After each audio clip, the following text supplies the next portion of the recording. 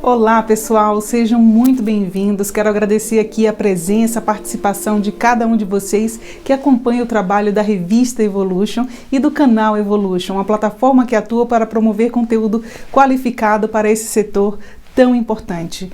Iniciamos aí uma jornada da psicologia para celebrar o dia 27 de agosto, que é o Dia do Psicólogo, esse profissional que atua aí para cuidar da nossa saúde mental, para trabalhar com estudos e pesquisas e nessa orientação aí para o desenvolvimento humano. Percebemos e compreendemos a importância da atuação da área da psicologia no setor da reprodução humana para promover o cuidado que o paciente necessita nessa jornada. Recebemos aqui em nossos programas, nas edições anteriores, a doutora Valéria Batista, psicóloga renomada e que apresentou um pouco aí da sua trajetória e do trabalho que realiza nesse segmento. Recebemos também a psicóloga Flávia Giacom, que tem uma excelente expertise aí e atua para promover o cuidado nesse segmento tão importante e especial. E hoje vamos receber a psicóloga Kátia Straub, uma profissional aí renomada e referência também na psicologia, que vai compartilhar um pouco da sua história e da sua trajetória para celebrarmos com essas três profissionais que são referências na área da psicologia da reprodução humana, para comemorar e parabenizar todos os psicólogos que atuam aí para cuidar da saúde mental de todos os pacientes nessa jornada. Confira agora a participação especial para encerrar essa jornada da psicologia da doutora Kátia Straub. Olá a todos. É um grande prazer estar aqui.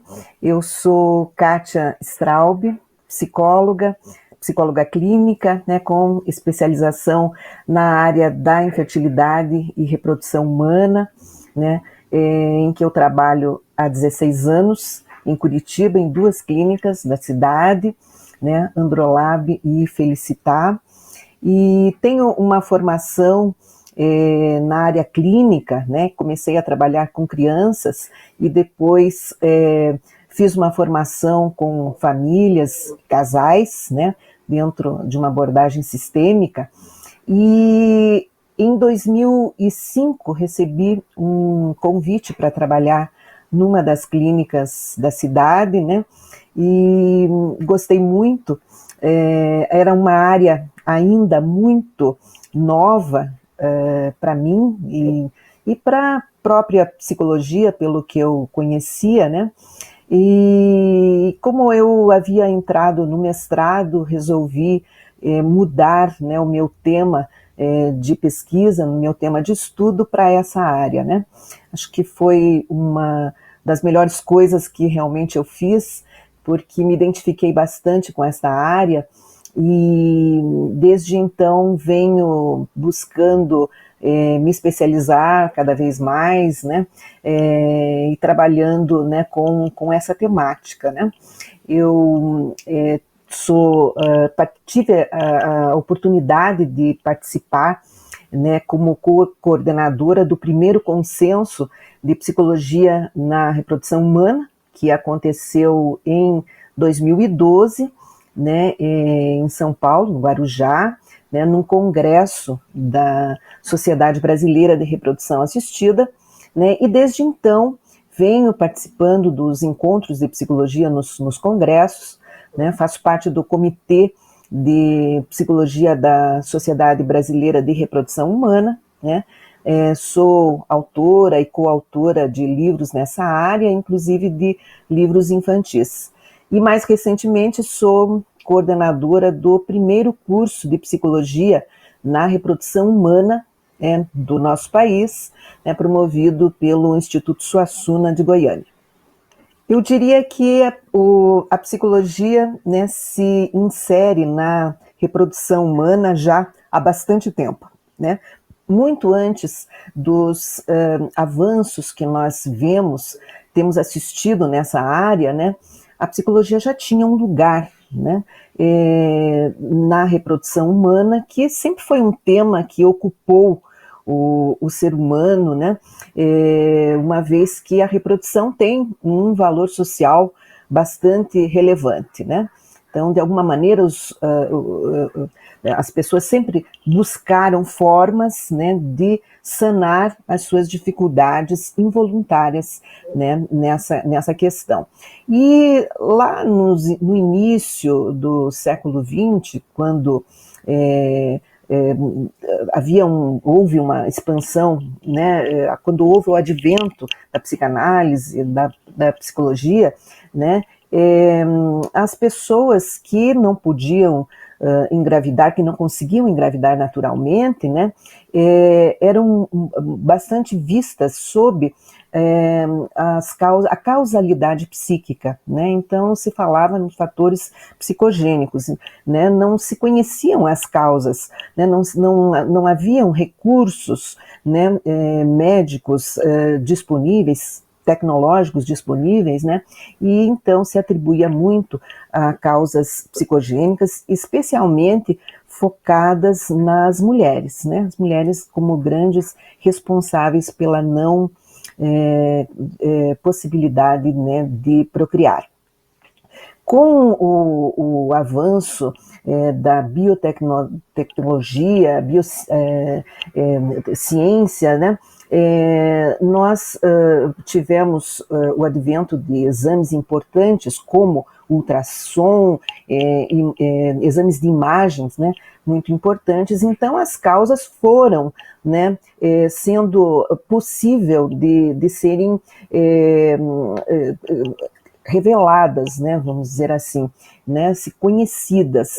E então o fator psicogênico ficou vamos dizer, passou a um outro lugar, né, e toda aquela possibilidade, né, de se conhecer muito mais, né, as questões fisiológicas vieram à tona, né. Então, esse papel da psicologia vem mudando, né, com o tempo. Depois de 1978, com o primeiro bebê de proveta, né, Louise Brown, né, ele mudou muito sobre o foco da possibilidade, então, das pessoas poderem realizar, se submeter aos exames, aos tratamentos reprodutivos, né? Então, eu diria que de causalidade, né, o fator psicológico passou a ser visto como consequência, né? E hoje, né, existe essa integração, né, de modo que costuma-se falar muito hoje na atenção centrada no paciente, né, de modo que os fatores emocionais, os fatores psicoemocionais, né, sejam vistos, sejam reconhecidos pela equipe multidisciplinar, né, que trabalha com assistência à reprodução hoje, né. Então, a psicologia tem tido um papel cada vez mais atuante, mais relevante, né, nos tratamentos. É muito importante que hoje, reconhecidamente, né, no mundo, se olhe para as subjetividades, quer dizer, para as particularidades de cada caso. E até porque, né, nós temos o trabalho da equipe, né, e cada membro dentro da equipe, né, tem esse papel fundamental de oferecer a esses pacientes uma experiência uma experiência menos dolorosa, né? Nós sabemos que um diagnóstico de infertilidade é capaz de provocar realmente um impacto muito importante, né? Existem sintomas, existem indícios importantes, né, neste nível, que afetam realmente a vida das pessoas, né, de uma maneira geral, né? Seja na vida profissional, na vida social, na vida familiar e em especial na vida conjugal, né? Existe uma mudança de rumo, né? Costumo dizer um desvio de rota, quando um casal quer engravidar e não consegue conceber naturalmente, né? E quando precisa de ajuda. Existe uma oportunidade de mudar os seus rumos, e isso costuma ser vivido de uma maneira bastante intensa emocionalmente, né? Então, esta oportunidade, esta possibilidade, né, de olhar esses indivíduos, de olhar essas pessoas que estão passando por um momento tão delicado nas suas vidas, um momento difícil no seu ciclo vital, né, é bastante importante, né, para que elas possam ser realmente ajudadas, né, nesse desvio e até redefinir, ressignificar, né, essa sua experiência, buscar alternativas que realmente possam ser satisfatórias, né, e em especial desenvolver a resiliência, né, em todo esse processo. Então, é importante que nós possamos fazer essa integração, né? Hoje, a psicologia da saúde tem esse foco muito forte, né, na integração corpo, mente, emoção, né? Olhar esse indivíduo, né, de maneira integrada e poder responder de alguma maneira às suas demandas, às suas expectativas, às suas necessidades, né? E esses pacientes são pacientes diferentes, né? Pacientes que chegam aos serviços, às clínicas, não chegam por uma dor física, né? Mas chegam por uma dor na alma, né? Então, eles são pacientes diferentes que precisam ser tratados, né, nas suas singularidades, sem dúvida nenhuma. Bem, é importante olhar né, que o papel da psicologia na reprodução humana se trata de oferecer um espaço, né, de escuta qualificada, reflexiva, né, neste universo tão instável, tão inesperado que esses pacientes vivem, né? Quando recebem o diagnóstico da infertilidade, né, também vivem um impacto importante, como eu falei, né, e que os desloca de alguma maneira, né, dos trilhos em que vinham caminhando. As pessoas não esperam receber um diagnóstico de infertilidade em geral, né? Costuma-se dizer, né, que a fertilidade é praticamente garantida, né? Existem várias situações, né, durante o desenvolvimento do indivíduo que praticamente garantem, né, que ela vai engravidar, né, no momento certo. No momento da adolescência, por exemplo, né, existe um cuidado muito grande para que não haja a gravidez. Então, são várias informações que durante o desenvolvimento das pessoas, né, vamos formando uma ideia de que iremos efetivamente engravidar. Então, quando recebemos uma notícia, né, de que não é possível, quando são muitas tentativas, né, de concepção natural que não acontece, né, então isso se reveste de uma situação muito inesperada, muito inusitada, capaz de provocar realmente esse impacto e de trazer uma crise vital muito importante que, como eu falei, afeta os vários segmentos da vida, né? É importante, né, então, que a equipe multidisciplinar esteja atenta, né, afinada, a ponto de compreender, né, essas etapas emocionais que os pacientes atravessam, né? Existe, né, uma fase, claro, inicial, né, de choque, de muita surpresa diante do inesperado, né, e que muitas vezes faz com que as pessoas neguem realmente, né, aquela situação e saiam em busca de outras opiniões, né, para confirmar, né, aquele diagnóstico, né. Depois muitas vezes passam por uma fase de reativa, como falamos, né, com muita angústia, com raiva, com hostilidade, muita culpa também. A culpa costuma aparecer com muita frequência, né, nos casos de infertilidade, né, culpabilização, culpa direcionada a si próprio, ou direcionada ao companheiro ou à companheira, que não pode efetivamente satisfazer, né, o seu desejo, o seu projeto, né, de constituir família. Então, vamos dizer que essa fase reativa é esperada, né, diante de algo totalmente inesperado, né, até que depois desta vivência, que é uma das fases maiores, mais prolongadas,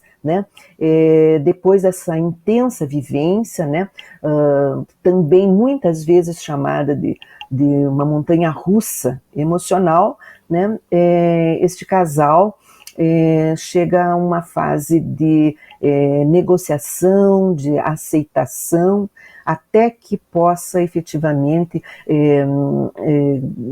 optar, vamos dizer assim, pelos caminhos que se apresentam, né? Eu costumo dizer que até o desenvolvimento das tecnologias reprodutivas que conhecemos hoje, né, nós tínhamos apenas duas possibilidades, né, que era ou a vida sem filhos, o livre de filhos, ou a adoção tradicional, né? Com o desenvolvimento das tecnologias de reprodução, nós ganhamos, né, um arsenal de possibilidades, né, de técnicas, né, que visam não propriamente curar a infertilidade, né, mas visam possibilitar a que as pessoas alcancem esta parentalidade, né?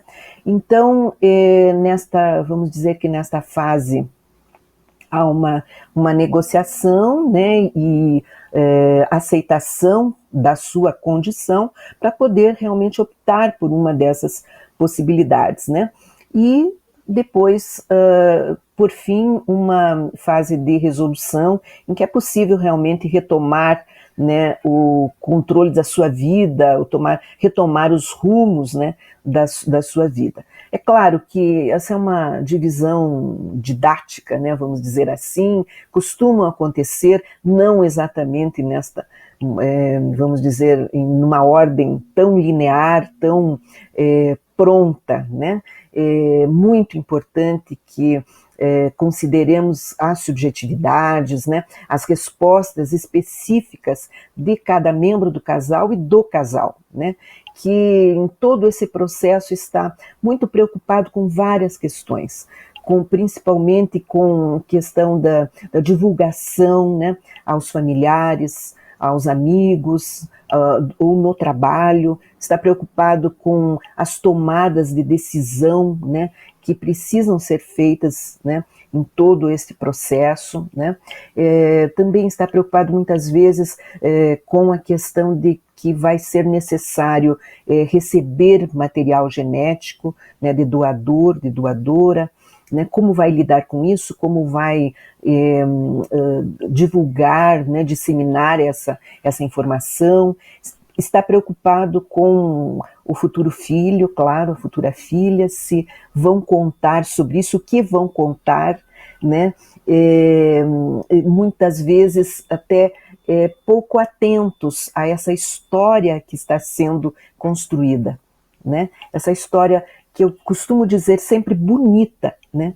Que está sendo construída, que deve efetivamente ser ressignificada por eles, né? E que também é o nosso papel como psicólogos, né? Ajudá-los a olhar essa história, né? A participar ativamente desta reconstrução deste projeto, dessa ressignificação do projeto, né, e dessa retomada, né, nas suas vidas, né, integrando a questão da infertilidade, né. Então, todas essas questões são muito importantes, né, para que a gente possa olhar, né, a infertilidade nos seus fatores, né, multidimensionais, né, e que possamos, né, ajudar realmente, né, a tornar esses caminhos mais leves, né, a tornar essa trajetória, né, essa jornada dos pacientes mais leve, porque sabemos que a dor na alma, né, que os traz até nós, é bastante grande. Isso sem, né, eu estou falando especialmente dos casais heterossexuais, né, que ainda que comportam realmente a maior população. Nós sabemos que temos em torno de 15, quase 20%, né, de casais que estão enfrentam essa problemática, né,